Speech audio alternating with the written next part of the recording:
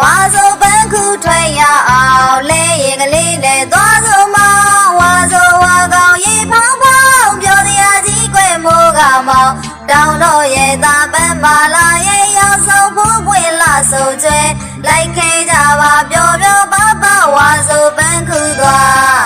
ဝါဆိုပန်းခုထွက်ရအောင်လဲရင်ကလေးနဲ့သွားဆိုမောင်းဝါဆိုဝါကောင်ရေဖောင်းဖောင်းပြောတရားကြီးကွယ်မိုးကမောင်းတောင်းတော့ရဲ့သာပန်းမာလာရဲ့ရောက်ဆုံးဖို့ပွင့်လာဆိုကျွဲလိုက်ခဲကြပါပျော်ပျော်ပါပါဝါဆိုပန်းခုသွား